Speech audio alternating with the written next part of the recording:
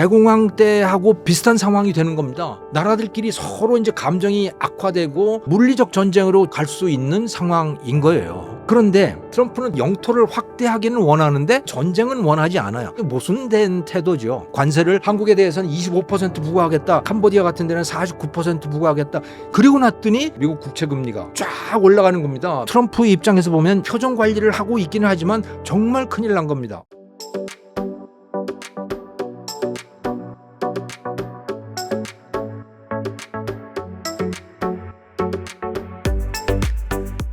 안녕하세요. 김정호 교수님, 간단하게 자기소개 부탁드립니다. 시청자 여러분 안녕하세요. 저는 서강대학교 경제대학원의 김정호 교수입니다.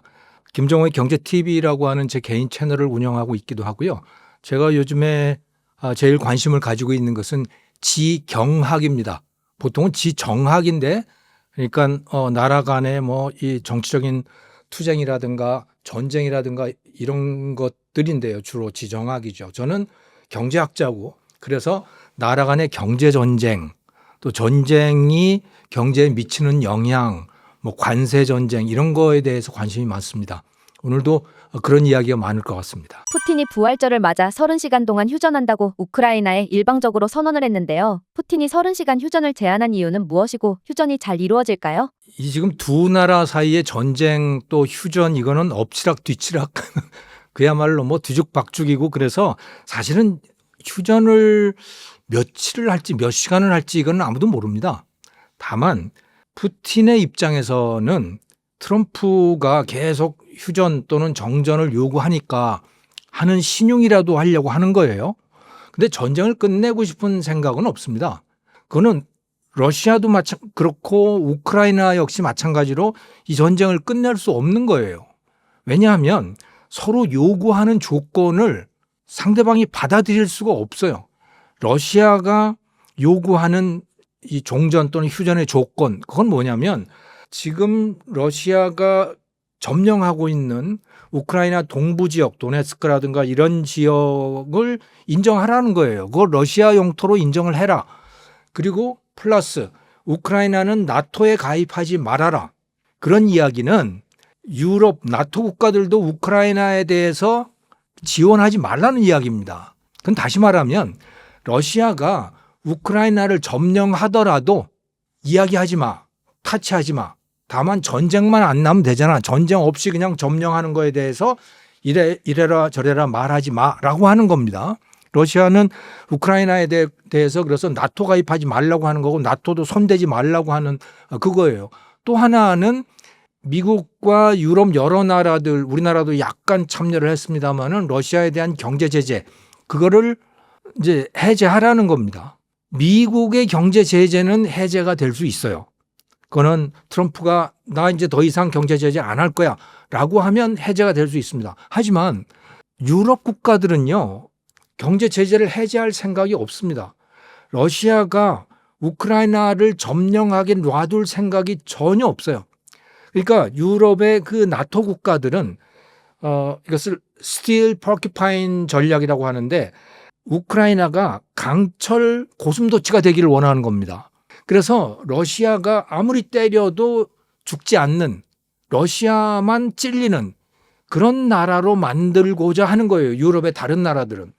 그렇게 해야 러시아가 우크라이나에 묶여서 더 이상 폴란드라든가 독일이라든가 또는 이 루마니아, 불가리아 이쪽 또 저 위쪽으로는 핀란드, 에스토니아 이 나라들 전부 다 이거 지금 위험한 상태거든요. 만약에 러시아가 우크라이나를 점령을 한다면 그러면 조금 지나서 분명히 어딘가 다른 나라를 칠 거예요. 그러니까 과거에 소련의 영토였던 곳들 그리고 소련 이전에 제정 러시아 있지 않습니까? 특히 이 러시아 제국의 전성기 때 피터 대제라고 하는 사람 그 전성기 때 저 위에 스웨덴이라든가 핀란드라든가 이런 데 다 점령하고 있었거든요. 그거 다시 찾고 싶은 거예요. 푸틴은. 그리고 이건 단순히 푸틴의 개인적인 바람이 아니고 러시아 국민들 전체의 바람이라고 보시면 돼요. 그래서 푸틴에 대한 그 지지도 그 움직임을 쭉 보면요. 경제가 안 좋아지면 지지도가 떨어집니다. 그런데 지지도를 다시 올리려면 어떻게 해야 되냐? 전쟁을 일으키면 돼요. 전쟁이 나면 지지도가 쫙 올라갑니다. 지금도 그래서 푸틴의 지지도가 굉장히 높아요. 그러니까 푸틴에게는 반드시 전쟁이 필요하고, 그리고 러시아 국민들도 과거의 영광을 되찾고 싶어 하는 거고, 그러니까 이 전쟁이 끝날 수 없잖아요. 그러면 이거를 우크라이나가 받아들이면 전쟁은 끝날 수 있겠죠. 그럼 우크라이나는 이걸 받아들일 수 있느냐? 지금 그래서 그 동부의 전체 영토의 20% 정도를 러시아가 점령하고 있거든요. 그거를 다 넘겨줄 수 있느냐? 그럴 생각이 없어요. 우크라이나 사람들은. 절대로 용납 못 하겠다는 거예요. 그리고 나토에 가입 안 하겠다고 선언을 할 수 있겠느냐? 아니요. 우크라이나 사람들 젤렌스키가 나간다고 하더라도 우크라이나 국민들이 계속해서 나토 가입을 추진을 할 겁니다. 왜? 나토가 없이 나토에서 완전히 떨어져 나가게 되면 그러면 너무나 분명하거든요. 분명히 러시아가 우크라이나를 먹으려고 할 것이고, 그리고 뭐 러시아 영토로 만들지는 않는다고 하더라도 우크라이나에다가 러시아 위성 정권, 허수아비 꼭두각시 정권을 만들 거라고 하는 건 너무나 분명하기 때문에 그런 데서 살고 싶지 않은 거예요. 사실 우크라이나 국민들은요, 이 전쟁을 하기 이전에는 자기들이 누구인지 몰랐어요. 솔직히 말해서. 무슨 얘기냐? 자기들이 러시아 사람인지 유럽 사람인지 구소련 사람인지 도대체 정체성이 아주 모호한 상태였던 겁니다. 그런데 이번에 2022년부터 지금 전쟁을 러시아가 전면전을 벌리면서 침공을 해 들어왔잖아요. 그러면서 색깔이 분명해진 거예요. 아, 우크라이나는 반 러시아야. 러시아는 아니야. 그러면 러시아가 아니면 어딘데? 유럽 쪽이야. 우리는 유럽 사람이야. 러시아 사람 아니야. 이렇게 완전히 그들의 아이덴티티를 설정을 한 거예요. 이거는 마치 우리가 그 6.25 한국 전쟁을 겪으면서 거쳐왔던 한국인들의 과정하고 굉장히 비슷한데요. 6.25 이전에 우리가 1945년에 일본으로부터 해방이 됐고, 그리고 미군이 진주를 했고, 그러니까 독립이 된 게 아니었습니다. 1945년에 일본은 물러갔지만 미국이 들어왔어요. 미군이 지배하는 나라였잖아요. 그러다가 1948년에 대한민국 정부가 수립이 되었는데 이게 뭔지를 몰랐어요, 사람들은. 이게 뭐 과거의 일본의 전통이 그대로 있는 건지. 왜냐하면 36년 동안 일본 방식으로 살았잖아요. 그런데 그거를 미군이 점령을 했잖아요. 그러면 미국식으로 살아야 되는 건지, 아니면 북한 저쪽처럼 이거 소련식으로 어떻게 해야 되는 건지. 그리고 그 당시에 한국인들은 뭐 한국인이라기보다는 조선 사람들이었죠. 이 조선인들은 사실 사회주의적인 성향이 매우 강했어요. 그래서 1945년 그 해방 직후에 미 군정이 한국인들 7,000명인가를 대상으로 해서 이제 그러니까 한국인이 원하는 국가는 어떤 국가냐라고 하는 것을 설문조사를 했는데요. 80% 이상이 사회주의였습니다. 사회주의를 왜 좋아할 수밖에 없냐면 그 당시에 세계의 희망, 인류의 희망은 바로 소련이었기 때문에 그랬어요. 미국이라는 나라는 1930년대에 대공황이 나서 이제 자본주의는 끝났구나, 이렇게 받아들인 지식인들이 굉장히 많았고, 그러다가 보니까 우리나라 이 조선 땅에서 독립운동을 하던 사람들은 다 지식인들이었지 않습니까? 그 지식인들이 지향하는 바가 뭐냐? 그게 사회주의였어요. 그러니까 조선의 인민들의 입장에서는 일본 사람들 밑에서 지배를 받고 있기는 하지만 저 만주 땅이나 저런 데서 독립운동을 하는 사람들, 그 사람들이 사회주의자들이 많잖아요. 그러니까 사회주의를 좋아할 수밖에 없는 거예요. 그걸 동경하고.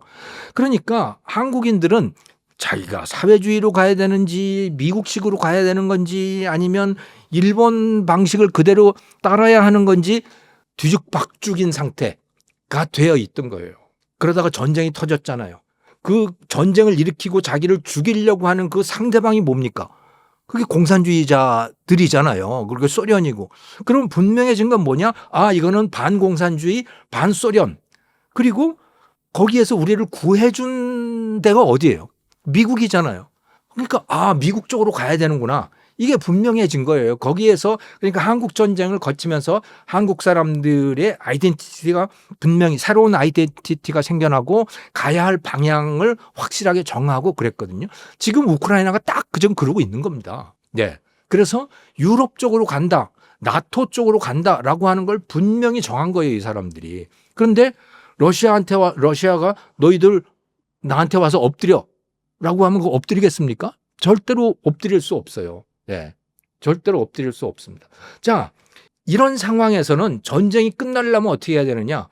우크라이나 사람들이 항복을 해야 되는 겁니다. 휴전이나 뭐 이런 게 아니고 항복을 해. 나 더 이상 못 싸우니까 나 좀 봐줘라고 해야 되는 거예요. 그런데 지금 우크라이나가 그러겠느냐?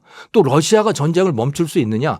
러시아도 전쟁을 멈출 수 없다는 건 이미 말씀을 드렸잖아요.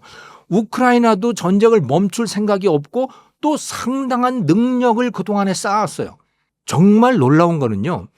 러시아도 경제 성장률이 2024년에 4% 이렇게 되잖아요. 전쟁 중인데 우크라이나는요 한 3%대요. 경제 성장률이. 도대체 어떻게 그러지? 전쟁을 하는 나라가 우크라이나 경제가요. 지금 엄청나게 빨리 성장을 하고 있는 상황입니다. 특히 벤처 산업 부분, 드론이라든가 인공지능이라든가 이쪽 부문이요. 조금 있으면 세계 최강이 될 수도 있어요. 여기가. 왜냐하면 실전이잖아요. 실전에서 계속해서 테스트를 하지요. 그리고 돈도 별로 없는 상황에서 뭔가 성능이 좋은 무기들을 만들어내야 되잖아요. 어쨌든 그걸 지금 하고 있는 겁니다. 수없이 많은 드론들을 아주 싼 값에 만들어내고 그거를 실시간으로 테스트를 하고 거기서 문제가 생기면 바로 고치고 이런 벤처 기업들이 우후죽순으로 생겨나고 있는 겁니다. 지금. 그러니까 이렇게 되니까 우크라이나 사람들도 이 전쟁 해볼 만하네 이런 거예요.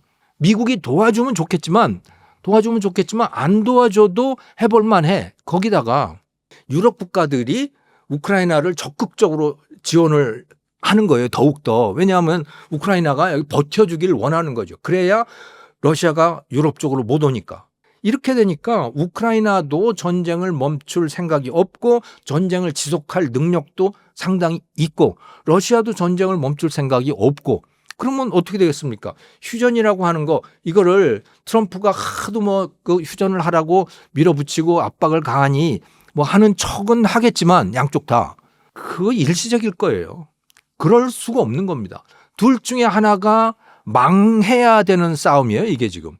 근데 어느 쪽도 망할 가능성이 별로 없어요. 그래서 이 전쟁 못 끝난다고 저는 봅니다.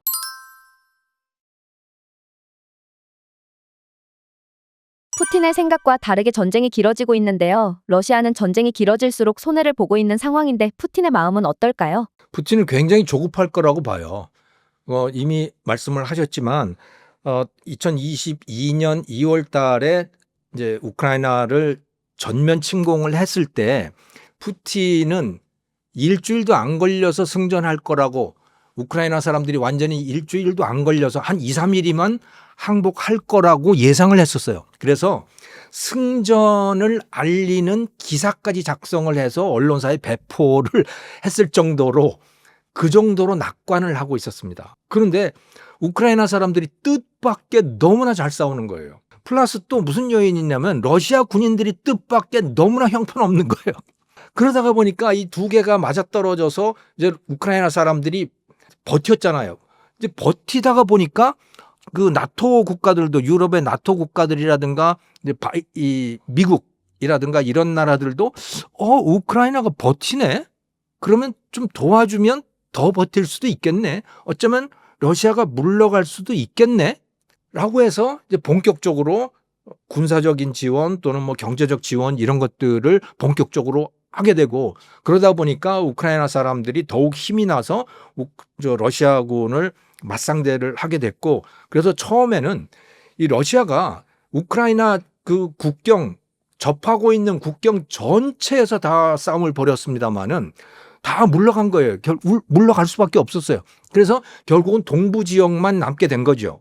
러시아가. 그리고 결과적으로는 지금까지 동부 지역의 한 20% 정도를 점령을 하고 있는 그런 상황입니다만은 근데 그 지역은 사실은 이 유럽 유럽 쪽에 가고 싶어 하는 우크라이나 사람들은 그렇게 많이 살지 않고 러시아 사람들이 많이 사는 동네예요, 거기가.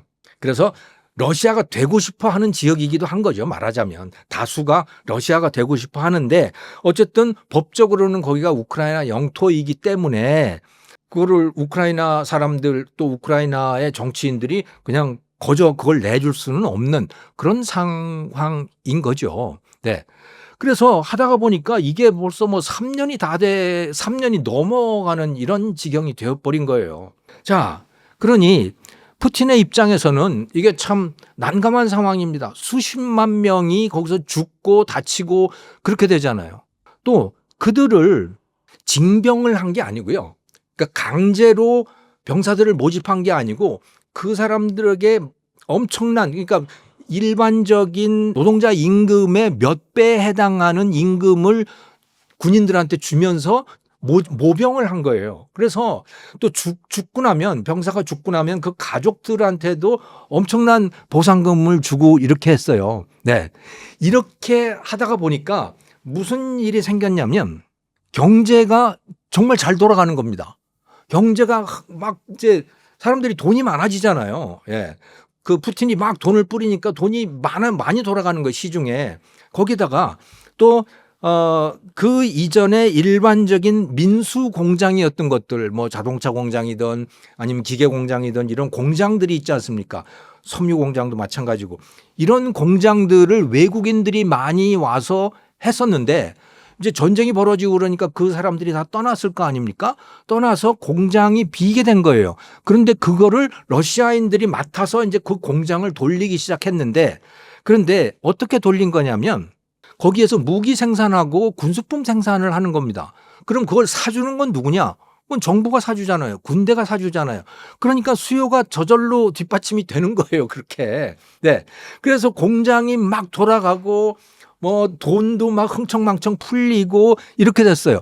자, 그런데 서방이 경제 제재를 하지 않습니까? 경제 제재를 하다가 보니까 물자가 부족한 거예요. 군수품도 만들고 다 만들고 사람들은 소비도 하고 그래야 되는데 외부에서 들어오는 소비 물자들 또 뭐 생산 물자들 이런 것들이 유럽이나 미국에서 오는 것들은 다 끊겨버리는 거죠. 그래서 어쩔 수 없이 중국한테 손을 내밀었던 거고 중국이 그래서 이제 러시아에다가 수출을 굉장히 많이 해 줬는데 그것도 사실은 그렇게 여의치가 않은 겁니다. 중국도 어느 정도는 미국 눈치를 보거든요. 네. 특히 바이든 정부 때 그랬던 거죠. 미국 눈치를 보다 보니까 러시아가 물자 부족 현상이 꽤 심각해요. 그런데 한편으로는 GDP는 막 4% 성장해요. 우리나라는 2%도 안 돼서 1.5% 된다 막 이런 상황인데 전쟁을 하고 있는 러시아는 경제 성장률이 4%씩 막 이렇게 되는 이유는 그게 무기 생산 때문에 그런 겁니다. 무기 생산을 하면서 그러니까 생산이잖아요. 그 공장이 돌아가다 보니까 그게 생산액이 되는 거고 GDP라고 하는 게 기본적으로 국내 총 생산이잖아요. 그 생산이 많아지니까 그 숫자가 올라갈 거 아닙니까? 그게 이제 바로 이제 경제 성장률로 나타나는 거고 그래서 러시아 경제 잘 돌아가네라고 했는데 그게 사실은 일반 국민들의 관점에서 보면 살기가 상당히 어려운 거예요. 뭘 보면 알 수가 있느냐? 러시아의 지난 3월 물가 상승률, 소비자 물가 상승률이 전년도 대비해서 10%가 올랐어요. 엄청난 물가 상승이 지금 벌어지고 있는 겁니다. 그래서 물가를 잡아야 될 거 아닙니까? 그래서 심지어 러시아 중앙은행의 정책금리, 우리로 따지면 기준금리죠. 우리가 기준금리가 2.75%거든요. 한국은행에서 결정하는 거. 러시아는 지금 21%예요, 그게. 기준금리를 21%로 그렇게 책정을 해놨어요. 왜? 물가를 잡으려고 하는 거거든요. 물가를 잡으려고 그러는데 물가가 여전히 안 잡히는 겁니다. 왜? 지금 말씀드린 이런 이유 때문에 그런 거예요. 정부가 푸틴이 돈을 마구 풀어내요. 마구 풀어내는데 물자는 부족해. 외부로부터 들어오는 것들이 상당히 끊겼기 때문에. 그 돈은 많고 물자는 부족하고 그러니 물가는 올라가고 사람들의 삶은 팍팍하고 전쟁은 벌어지고 있고 뭐 이런 상황인 거예요. 그런데 이게 더 가면 이제 상당히 난감한 상황이 될 수가 있는 거예요. 왜냐?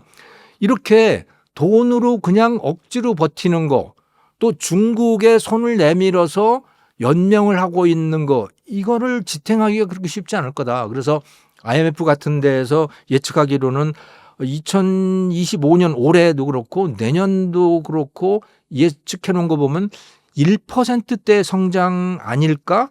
그것도 가능할지 의문이다라고 하는 그런 예상들을 내놓고 있는 거죠. 거기다가 또 하나의 지금 그 굉장히 중요한 변수가 새로운 상황이 벌어지고 있는 것이 바로 유가입니다.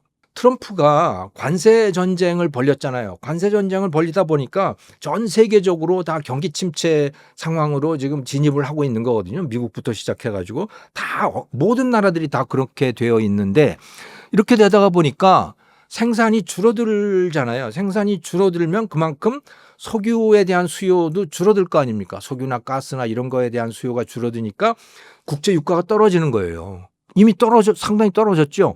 국제 유가가 떨어지는데 러시아 입장에서 가장 큰 정부 수입원 또 국가 수입원은 석유 판매 수입이에요. 또 가스 판매 수입 이런 거거든요. 근데 그거 유가가 떨어지면 어떻게 되겠습니까? 당연히 치명타를 입게 되는 거죠. 사실 푸틴이 1990년대 말에 집권을 하고 나서 그다음부터 국민의 열화와 같은 지지를 얻게 되거든요. 그렇게 됐던 배경은 뭐냐면 고유가였어요. 푸틴이 집권을 하면서 그 이전에는 저유가 상황이었습니다. 옐친 대통령 때는 저유가 상황이었어요. 그래서 사실은 소련이 붕괴되는데 그 저유가 상황이 상당히 큰 요인으로 작용을 했습니다. 다른 요인도 물론 여러 가지가 있었지만 근데 국가 수입이 떨어지다 보니까 뭐 돈도 쓸 수 없고 그렇게 되다 보니 이제 국민들이 불만이 쌓이고 그래서 이제 소련 정권이 붕괴된 뭐 그런 측면이 상당히 있었거든요. 그런데 옐친 정권 내내 1990년대 내내 저유가 상황이었어요. 그러다가 이게 2000년대에 들어오면서 2001년에 중국이 WTO에 가입을 하게 되잖아요. 그러면서 중국의 생산이 폭발적으로 늘어나게 되죠. 중국의 석유 수요가 폭발적으로 동시에 늘어나게 된 겁니다. 국제 유가가 30불, 40불 이 정도였다가 이게 막 배럴당 130불, 150불 막 이렇게까지 치솟고 막 이렇게 되잖아요. 그러니 러시아의 수입이 어떻겠어요? 러시아가 돈이 그냥 그야말로 흥청망청 불어나는데 이게 마치 푸틴이 잘해서 그런 것처럼 된 거예요. 그런데 그게 다시 곤두박질 치면 그 유가가 다시 곤두박질 치면 푸틴으로서는 상당히 치명타인 거죠. 상황이 이런 것들이 있기 때문에 푸틴은 당장은 좀 어떻게든 전쟁을 소강 상태로 만들거나 휴전을 해서 체력을 비축하기를 원할 거예요. 그러니까 푸틴은 절대로 전쟁을 멈출 생각은 없습니다. 전쟁을 멈추면 그의 정권도 끝난다고 봐야 돼요. 하지만 체력은 있어야 되잖아요.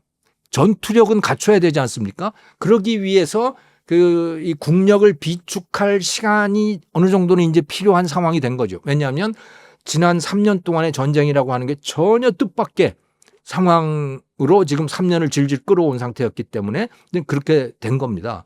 그래서 푸틴은 상당히 지금 난감한 상황이다. 어떻게든 체면은 살리면서 요거를 잠시 소강 상태로 만들어서 국내에서 국력을 비축할 기회를 갖고 싶어 할 거다. 저는 그렇게 추측을 하고 있습니다.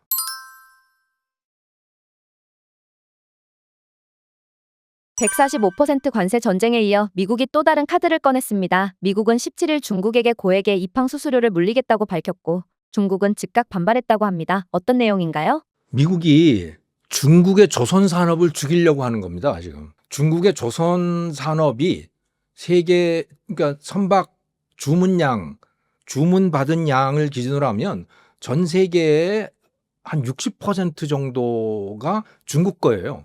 그러니까 중국이 주문을 받은 거예요. 중국이 생산을 하는 거죠. 한국이 한 25% 되고 일본이 한 10% 정도가 됩니다. 그러니까 압도적으로 중국의 조선 산업이 어마어마한 상태다 이렇게 보시면 돼요. 그런데 미국은 어떠냐? 미국은 배를 만들 수가 없는 상태입니다. 거의. 보유하고 있는 상선의 규모, 화물선의 규모로 보면 그러니까 대규모 선박들을 기준으로 해서 볼 경우에 중국은 한 6천 척이 되는데요. 그러니까 화물을 실어 나르는 그런 큰 배들이 컨테이너선 같은 그런 배들이 미국은 한 80척밖에 안 돼요. 그러니까 보유하고 있는 선박의 규모도 비교가 안 되고 그다음에 만들 수 있는 능력은 어떠냐?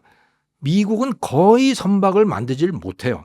그러니까 미국이 만들어내는 선박, 미국에도 조선소가 있기는 합니다만은 그 선박들은 대부분 미국 해군이 발주한 군함들인데요. 그거 없으면 사실 일감도 없는 겁니다. 미국의 조선소들은. 왜냐하면 실력이 없기 때문에 너무 비용이 많은데요. 그 실력이 어느 정도냐 하면 우리나라 같으면 구축함 한 대 만드는데 2년 내지 3년 정도가 소요됩니다. 세종대왕함이라고 하는 그 정도 급으로 만들려고 하면. 그런데 미국이 그와 거의 같은 급의 구축함, 예를 들어 줌발트라고 하는 그런 구축함의 경우를 보면 10년이 넘게 걸려요. 우리나라는 비용으로도 1조 5천억 정도가 드는데 미국의 줌발트 같은 경우는 10조 원 이상이 듭니다. 그러니까 이게 뭐 배를 잘 만들어서가 아니고 그냥 배를 못 만들기 때문에 워낙 원가가 높은 거예요. 그래서 시장에서 경쟁을 하게 되면 어느 누구도 미국 조선소에다가 배를 만들어 달라고 주문하지를 않아요. 그래서 조선소들이 다 죽어버린 겁니다. 네. 그런데 지금까지는 그게 문제가 되지 않았죠. 왜냐하면 미국은 미국으로 들어가는 화물들이 굉장히 많죠. 또 미국에서 나가는 화물도 꽤 있습니다만은 그거 굳이 미국 배로 날라야 될 이유가 뭐 있어? 다 그 험한 일, 원양 선박들 탄다는 게 그게 험한 일이잖아요. 그걸 뭐 때문에 미국 사람들이 하냐고. 저 중국 애들 저 못 사는 애들이 하면 되는 거지. 괜히 힘들게 그런 걸 하고 있어라고 하는 입장이었던 거예요. 그래서 전혀 문제가 안 됐던 거죠. 그 배 만드는 일 다 중국, 한국 이런 데서 하라 그래. 그런데 이게 이제 문제가 되기 시작한 겁니다. 왜? 중국하고 갈등이 생겼잖아요. 잘못하면 전쟁을 하게 생겼지 않습니까? 특히 대만 같은데, 그러니까 중국이 대만을 만약에 직접 침공을 한다면 미국이 거기 가서 그걸 지켜야 될 가능성이 높아요. 그렇게 할지 안 할지는 100% 알 수는 없습니다만 그럴 가능성이 매우 높아요. 그러면 거기로 하려면 이제 그 항공모함하고 이런 것들을 보내야 될 거 아닙니까?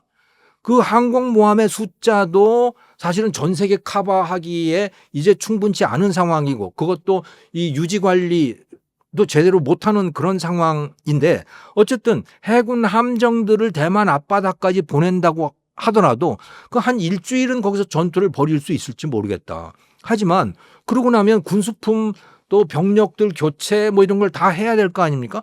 그런 걸 하려면 미국 국적의 배가 있어야 되는 거예요. 미국 군대가 운영할 수 있는 상선들이 필요한 거예요. 자, 그런데 미국은 그런 배들이 없어요. 그걸 어디서 만들려면 잘못하면 중국 가서 만들어야 되게 생겼잖아요. 지금 이러다가 보니까 이거 중국 조선업을 죽여야겠구나 할 필요가 지금 생겨난 겁니다. 미국 내에다가 조선소를 만들어야겠구나.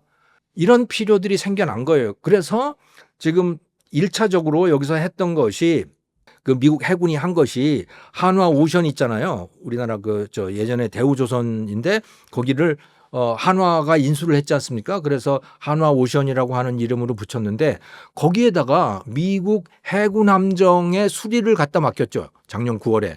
그래가지고 아주 훌륭하게 완전히 새 배처럼 만들어서 내보낸 그런 실적이 있잖아요. 그러니까 이제 한국과 일본의 조선 산업 능력을 쓰고 싶어 하는 거예요. 그리고 같은 값이면 미국에 와서 조선소를 만들어라 라고 하는 이런 구애를 계속 하고 있는 거죠. 그래서 한화 오션에서 안 그래도 미국의 그 필라델피아의 필리 조선소라고 하는 것을 이제 인수하는 작업을 지금 벌이고 있지 않습니까? 협상하고 이렇게 하는 게 그게 미국 해군이 원하는 바입니다.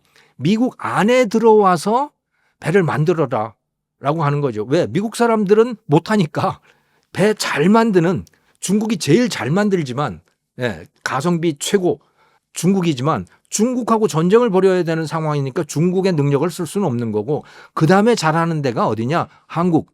이렇게 되는 거예요. 자, 그런데 그 중국을 죽이고 싶잖아요. 거기 중국의 조선업을 죽이는 가장 좋은 방법이 뭐냐? 그러면 중국 조선소에 대한 선박 주문을 끊으면 될 거 아니야. 그럼 어떻게 끊어? 미국 항구에 들어오는 중국에서 만든 배들, 메이드 인 차이나 선박들 여기에 대해서 벌금을 때리겠다는 거예요. 그러니까 높은 입항료를 부과하겠다는 거였어요. 그 방법이 지금 계속해서 변하고 있는데 그 방법 입항료는 한때는 한 척에 대해서 중국 선박 그러니까 메이드 인 차이나 선박 예를 들어 그러니까 말하자면 한국의 해운사 HMM이라고 하더라도 그 미국의 항구에 입항할 때는 중국에서 만든 선박이라면 중국에서 사온 선박이라면 이제 그 입항료를 내야 되는 거예요. 그 입항료를 중국산 선박에 대해서는 150만 달러를 매기겠다. 150만 달러면요. 20억, 22억 막 이렇게 되잖아요. 예. 그만큼을 내라는 거예요. 중국 선박만 그렇다는 거예요. 예.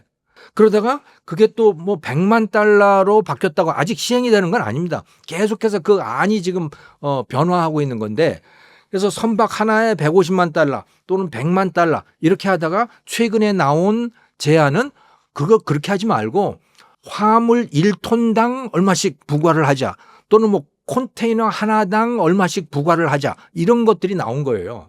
근데 어쨌든 그 핵심은 뭐냐면 전 세계의 해운사들에게 이렇게 위협을 가하는 것이죠. 뭐냐? 너희들 중국에서 사온 그 배를 가지고 미국 항구에 들어오면 너희들 엄청난 벌금을 때릴 거야. 입항료를 높이 매길 거야. 그러니까 중국에서 배 사지 마. 중국 조선소에다가 배 주문하지 마. 이렇게 되는 거예요. 그걸 노리고 있는 것이죠. 그렇게 하면 그러니까 중국의 조선 산업도 죽이면서 말려 죽이는 거죠. 말하자면. 말려 죽이면서 다른 나라들이 반사 이익을 누릴 수 있잖아요. 뭐 그건 너무나 미국 사람들도 그건 분명히 예측을 하고 있을 겁니다. 한국과 일본의 조선소에 일감이 몰릴 거라고 하는 건 누구나 예측할 수 있는 거고 현실적으로 이미 그렇게 되고 있거든요. 우리나라 조선소에 일감이 무지하게 늘어나고 있는 상황입니다. 그전 같으면 중국으로 갈 것이 한국으로 오는 거예요. 왜? 한국이 중국보다 좀 비싸요. 중국으로 갔으면 더 쌌을 거야. 중국에다가 주문을 했으면. 그런데 중국에다가 주문을 하게 되면 그 배를 가지고 미국에 들어가면 엄청난 벌금을 얻어맞으니까 결과적으로는 중국에서 주문하는 게 더 비싸지게 되는 거죠. 그래서 한국이나 일본으로 이제 선박 발주 물량이 늘어나게 되고 또 같은 값이면 미국에서도 좀 만들어라. 미국의 조선소들도 반사이익을 좀 누렸으면 좋겠다. 그래서 반중국 지역, 중국이 아닌 지역에서의 조선산업이 커지기를 원하는 거죠. 그러면서 중국의 조선산업은 고사시키기 위한 그런 작전이다. 이렇게 보시면 돼요. 근데 그 구체적인 방법은 뭐 톤당 얼마씩 부과를 할지 뭐가 얼마씩 부과할지 이런 건 모르겠습니다. 자, 그런데 여기에서 가장 큰 반사 이익을 보는 나라는 한국입니다. 사실 세계 선사들, 해운사들의 입장에서는 지금 아주 골치가 아픈 상황이 돼버린 거예요. 왜냐하면 머스크라든가 이런 그 대형 해운사들이 있지 않습니까?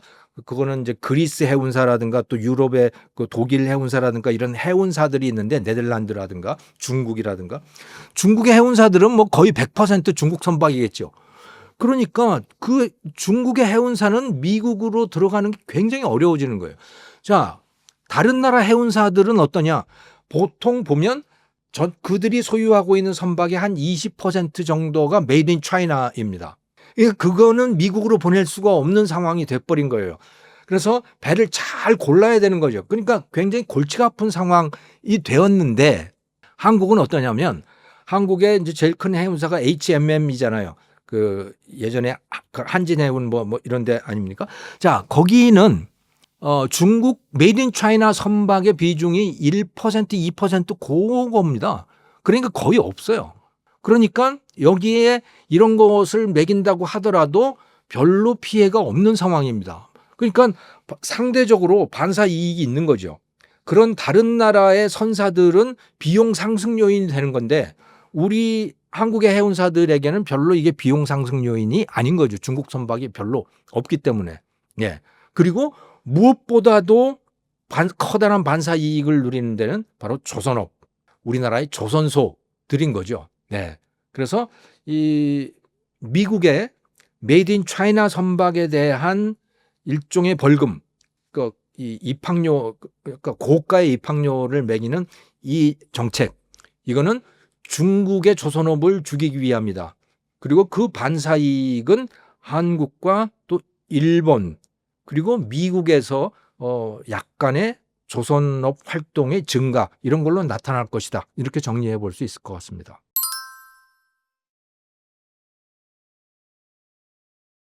최근 미국 경제 모습을 보면 여러 가지 측면에서 대공황기와 유사하다는 주장이 심심치 않게 나오고 있는데요. 교수님 의견은 어떠신가요? 비슷한 측면이 꽤 있습니다. 지금 그 당시 1929년에 생겼던 그 대공황이 전 세계적인 공황으로 이제 이어져 가는 과정을 보면요.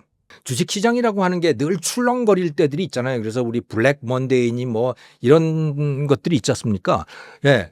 그래서 1929년에도 미국 증시에서 그런 일이 있었던 거예요. 그래서 주가가 쫙 급작스럽게 떨어졌는데 여기에 대해서 미국의 중앙은행인 연준이 상당히 대응을 잘못했어요. 그래서 그렇게 되면 오히려 금리를 낮춰야 되는데 그때는 오히려 금리를 높여버린 거예요. 이 충격을 당해서. 그러다가 보니까 시중에 자금 부족 현상이 더욱 심각해졌고 그러면서 이 실업률이 급격하게 높아졌죠. 막 실업률이 25% 이렇게까지 높아지니까 전국에 그냥 실업자들이 그 구제 자금 받으려고 막 길거리에 줄 서고 그런 상황까지 되어버린 거예요. 자, 그러다가 보니까 이제 이 외국으로부터 수입되는 걸 차단하라고 하는 요구들이 많아졌던 거죠. 그래서 그런 분위기도 있고 그 당시에 미국 대통령 그쪽 정권 쪽에서도 그렇고 그래서 이제 스무트 홀리법이라고 하는 이 관세법을 제정을 해서 관세를 심지어 높은 것은 일부 품목에 대해서는 59%까지 관세를 쫙 높입니다. 네. 평균 관세율로 보면 뭐 한 10몇 퍼센트 되는데 품목별로는 아무튼 거의 60%까지 올라간 그런 것들이 있었어요. 자, 그러니까 다른 나라의 입장에서 보면요. 이제 미국이 괘씸하지 않습니까? 아니 저것들이 뭐 하는 거야? 근데 지금은 2차 대전 이후부터는 미국이 압도적으로 세계 최강의 나라가 되었지만 그 당시까지만 하더라도 그렇게 최강은 아니었어요. 그러니까 영국이라든가 또 일본이라든가 독일이라든가 이런 나라들의 입장에서 보면 이제 신흥 경제 강국 정도인 거거든요. 미국이라는 나라가. 저것 봐라. 이제 이렇게 되는 거죠. 저게 돈 좀 벌었다고 까부네? 이렇게 된 거예요. 그래서 서로 보복 관세들을 올리기 시작한 겁니다. 이렇게 나라들마다 다 관세를 올리니까 당연히 세계의 교역량은 확 떨어지게 되는 거고 나라들마다 다 생산이 줄어들게 되는 거고 실업자가 넘쳐나게 되는 거고 이런 일이 발생을 했습니다. 그래서 일본도 그때 이제 쇼와 공황이라고 하는 거를 겪게 되거든요. 30년대 초반에. 그래서 쌀값 떨어지고 그래서 그게 이제 조선 반도에서도 쌀값 때문에 뭐 난리 법석이 나고 하는 그런 일이 벌어지는 거예요. 여기까지도 다 그 영향이 있었습니다. 우린 다 이 조선까지도 다 영향을 받은 그런 상황이 됐는데 자, 그러다가 보니까 나라들마다 다 분위기가 흉흉해지잖아요. 이게 해결될 기미도 별로 없고 이렇게 되면 정치가 많은 경우에 민족주의로 가는 경우가 많습니다. 민족주의 또 외국에 대해서는 적대적인 태도 이런 걸 보이는 경우가 많아요. 그렇게 되면 사람들이 경제에 대해서 별로 신경을 안 쓰게 됩니다. 그러니까 배타적 민족주의, 와 우리 한민족이 최고야, 뭐 우리 게르만족이 최고야, 뭐 또는 뭐 우리 그 라틴 민족이 최고야, 우리 로마 제국의 영화를 되찾아야 돼, 로마 제국의 영토를 회복하자, 막 이렇게 되면요 사람들이 정신을 못 차리는 거예요. 네. 이게 호모사피엔스의 아주 흉한 본능입니다. 그걸 자극하기 시작하는 거죠 나라들마다. 그래서 독일에서 히틀러가 나와가지고 나치 그러면서 야 이 게르만족, 독일 민족, 위대한 독일 민족이고 다른 것들은 다 죽여버려야 돼. 그래서 저 유대인들 다 몇백만 명 잡아 죽이고 그러잖아요. 여기에 대해서 독일인들이 열광을 하는 거죠. 와, 우리는 위대해 막 이렇게 되는 거예요. 그거는 이탈리아도 마찬가지였어요. 로마 제국의 영화를 되살리자. 그래서 무솔리니가 파시스트 당을 만들잖아요. 그러면서 완전히 군국주의, 군대가 소유하는 국가 이런 쪽으로 가고 아프리카 그 북아프리카 지역 막 그 침략 전쟁 일으키고 이렇게 되는 거예요. 일본 역시 마찬가지잖아요. 일본도 1937년에 일본도 그 흉흉했거든요. 이 경제가 이렇게 되다 보니 결국 중국을 침략했잖아요. 그 중일 전쟁이 터지지 않습니까? 그러니까 그걸 뭐 그 이전에 중일 전쟁하고는 다르지만 어쨌든 아무튼 일본군이 이 중국 대륙 전체를 다 장악을 하고 가서 학살을 하고 하는 그런 일이 벌어지게 되잖아요. 네. 그리고 중국에서 끝나지 않고 남태평양까지도 다 그냥 이 소위 그 대동아 공영권이라고 하는 걸 한다고 하면서 이 태평양 전체를 다 장악을 하는 거죠. 괌이라든가 사이판이라든가 이런데 그리고 급기야 하와이까지 공격을 하지 않습니까? 그래서 미국이 결국은 이 전쟁에 참전을 하게 되는 거죠.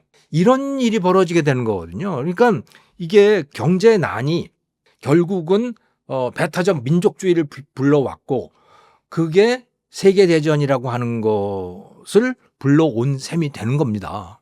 그런데 지금 비슷하게 되어가고 있는 거죠. 미국이 관세를 저렇게 높이니까 중국도 따라서 같이 높였잖아요. 보복 관세를 했잖아요. 근데 워낙 미국이 강한 나라, 센 나라이다가 보니까 그 중국 이외의 다른 나라들은 이제 주춤하는 거죠. 아, 이거 보복 관세를 하다가는 더 세게 얻어맞을 것 같으니 가서 엎드려야 되네라고 하는 나라들이 많아진 거예요. 하지만 중국은 엎드리지 않고 보복 관세를 하는 거죠. 또 유럽 안 엎드릴걸요? 유럽 안 엎드릴 겁니다. 캐나다도 버틸 가능성이 꽤 있어요. 자, 그러다가 보니까 이제 잘못하면 관세전쟁, 무역전쟁으로 번질 수 있잖아요. 그렇게 되면 대공황 때하고 비슷한 상황이 되는 겁니다. 나라들끼리 서로 이제 감정이 악화되고 그게 물리적 전쟁으로 충분히 갈 수 있는 상황인 거예요. 네. 그런데 트럼프가 그걸 원하는 것 같지는 않아요. 트럼프는 전쟁은 원하지 않아요. 트럼프는 영토를 확대하기는 원하는데 전쟁은 하고 싶어 하지 않아요. 이게 모순된 태도죠. 그래서 뭐 파나마도 내놔라, 뭐 그린랜드도 내놔라 하고 하지만 전쟁을 하겠다는 생각은 별로 없거든요. 그런데 그런 입장에서 봤을 때 중국이 너무 세게 나오는 거예요, 지금. 중국이 너무 세게 나오는 거예요. 근데 여기서 지금 트럼프한테 굉장히 중요한 변수가 하나 또 터진 게 뭐냐면 미국의 국채 금리가 올라가는 미국 국채 가격이 떨어져서 국채 발행할 때 지불해야 하는 부담해야 하는 연방정부의 금리 부담이 급격하게 늘어나고 있는 겁니다, 지금. 이건 또 무슨 소리냐 하면 최근에 보시면 요 그래프를 한번 보세요. 요 그래프를 보시면 요게 미국 연방정부가 발행하는 10년 만기 국채 또 30년 만기 국채의 금리입니다. 그러니까 저거를 발행할 때 금리를 어느 정도 내야 하느냐. 그러니까 대개 경매를 통해서 입찰을 통해서 그걸 판매를 하는데 그때 저만큼은 내가 수익이 있어야 하겠다라고 하는 투자자들에 의해서 시장에서 결정된 값입니다. 저게. 자, 저게 금리가 높다는 얘기는 뭐냐면 국채 가격이 떨어졌다는 이야기인 거예요. 예. 국채라고 하는 것은 만기 10년 후에 지불한 또는 지불받을 금액은 정해져 있잖아요. 정해져 있는데 현재 그것을 싼 값에 사게 되면 수익률이 높아지지 않습니까? 그게 금리인 겁니다. 예. 그런데 그 입찰 가격이 떨어지는 거예요, 지금. 트럼프가 관세를 부과하고 난 다음에 저렇게 된 거예요. 예. 관세를 한국에 대해서는 25% 부과하겠다. 뭐 캄보디아 같은 데는 49% 부과하겠다. 이걸 선언을 했잖아요. 상호 관세라고 하는 것을. 그리고 났더니 저렇게 쫙 올라가는 겁니다. 미국 국채 금리가. 저거는 미국으로 보면 또 트럼프 입장에서 보면 이거 큰일 난 거예요, 사실은. 지금 표정 관리를 하고 있기는 하지만 정말 큰일 난 겁니다. 왜? 자, 미국의 연방 정부의 국가 부채 규모가 지금 33조 달러 이 정도거든요. 이거는 이제 미국 GDP의 120%를 넘어가는 건데 이게 어떤 금액이냐 하면 새로 국채를 발행해서 이자를 갚아야 되는 그런 상황인 거예요, 지금. 네. 자, 그런데 그렇게 이제 매년 올해 같으면 10조 달러 정도를 발행을 해야 됩니다. 새로. 그러니까 상환이 돌아온 것을 다시 채우기 위해서도 새로 발행해야 되고 또 새로운 지출이 있기 때문에도 새로 발행을 해야 되고 그래서 그 신규 발행 규모가 한 10조 정도가 되는데요. 자, 10조면요. 저 금리가 0.1%만 올라가더라도 1,000억 달러입니다. 근데 저 그래프에서 보시듯이 얼마가 올라갔느냐? 0.5%가 올라갔어요. 0.5%가 올라갔다면 2025년에 부담해야 되는 금리의 규모가 이자의 규모가 5천억 달러가 넘어갔다는 이야기입니다. 5천억 달러가 더 늘어난다는 이야기예요. 이거는요. 혹 때려다가 완전히 혹 붙인 격이 돼버릴 거거든요. 왜냐하면 트럼프가 사실은 그런 계산도 있었던 거예요. 관세를 부과해서 그걸 가지고 연방정부 부채를 갚아야지. 이런 계산도 어느 정도는 있었어요. 그런데 이거는 뭐 관세가 늘어나기 전에 무슨 그 연방정부가 그 부담해야 되는 이자가 저렇게 그냥 눈더미처럼 저렇게 불어나니 이건 완전히 혹 때려다가 혹 붙인 셈이 되어버렸거든요. 거기다가 이게 얼마나 사실인지 모르겠지만 트럼프가 보유한 자산 중에 미국 국채 자산이 굉장히 많대요. 정확히 얼마인지는 그건 알 수가 없지만은 아무튼 본인이 보유하고 있는 국채도 많은 거예요. 그런데 미국 국채 가격이 저렇게 떨어진 거 아닙니까? 수익률이 올라갔다는 얘기는 국채 가격이 떨어졌다는 거거든요. 자기가 이미 보유하고 있는 국채를 내다가 팔면 손해가 나는 상황이 된 거예요. 그러니까 개인적으로도 이걸 더 할 수 없는 그런 상황이다라고 추측들을 하고 있습니다. 이거는 추측이에요. 근데 미국 연방정부가 부담하는 이자 부담, 이거는 팩트입니다. 네. 자, 그러다가 보니까 트럼프로서는 상당히 난감한 상황이 된 거죠. 이런 계산이 아니었는데 이게 아니었는데 시장에서 투자자들이 그렇게 반응을 한 거예요. 그러니까 이거 거둬들일 수도 없고 그렇다고 이거 계속 밀고 가자니 뭐 더욱더 심각해질 것 같고 그래서 국려지책으로 내세운 방법이 바로 그러면 90일 동안 상호관세만 유예해 줄게. 너희들이 우리나라에 와서 미국에 와서 너희들이 엎드려. 그리고 우리한테 뭔가 양보하는 신용이라도 해봐. 이제 이렇게 약간 물러선 거죠. 이게 트럼프의 지금 계산, 속내는 지금 그러한 상황이다. 이렇게 보여요. 그런데 중국은 안 물러서잖아요. 중국은 안 물러서니까 트럼프가 지금 보이는 태도는 뭐냐면 야, 공은 중국 너희들한테 넘어갔으니까 너희들이 하기에 따라서 내가 너희 봐줄게. 자꾸 이런 말을 해요. 뭐 때문에 그런 말을 하겠어요? 너무 아쉬운 거예요. 지금 트럼프 입장에서는. 제발 중국이 조금이라도 숙이고 들어왔으면 좋겠는데 그러면 내가 안 할게 더 이상. 이렇게 하고 싶은 거예요. 그런데 중국이 계속해서 저렇게 하나도 굽히지 않고 있으니 트럼프의 입장으로서는 상당히 난감할 거라 저는 이렇게 봅니다.